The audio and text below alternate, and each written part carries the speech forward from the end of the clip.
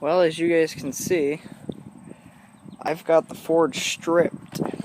It's completely stripped pretty much. Right now I'm working on reinforcing it. As you can see, I'm working on the engine plate.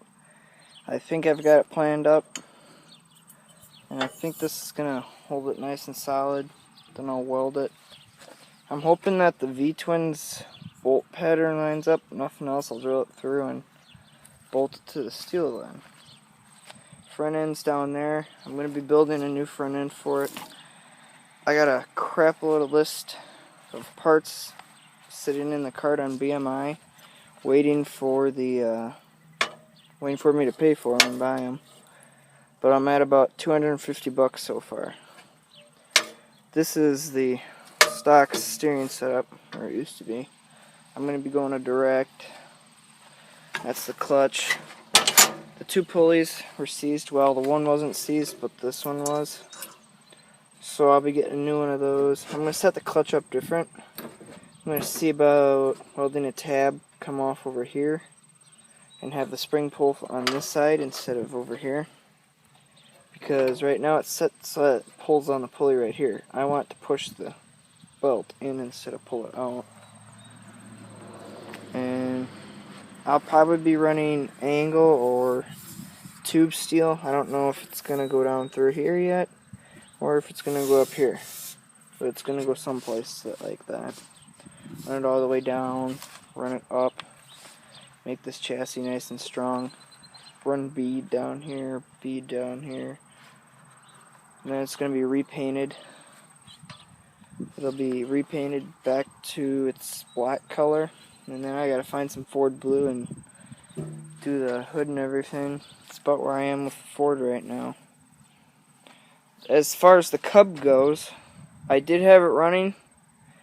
The head gasket was junk because I pulled the head off. So that I gotta get a new gasket for it. But I did have it running with the junk one. It's pretty much impossible to start because it has like no compression whatsoever. That's about all the compression you get right there. So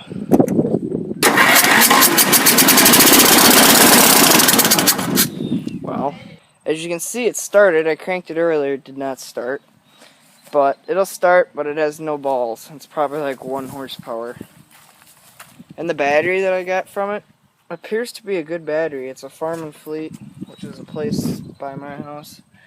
300 cold cranking amp battery. Those seem to be pretty good batteries. That's what's also in the grass cutter. It's a 350 cc.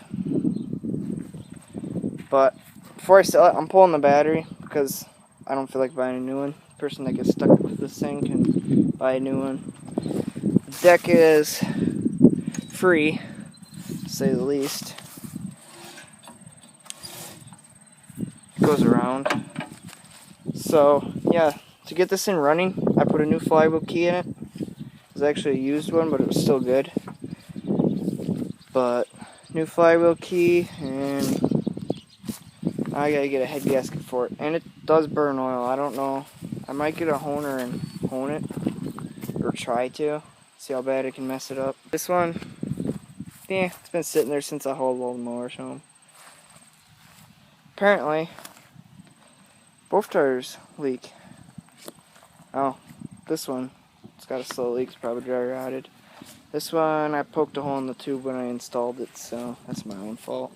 Bag over it for the carb. It's completely out of gas, otherwise I'd be driving it.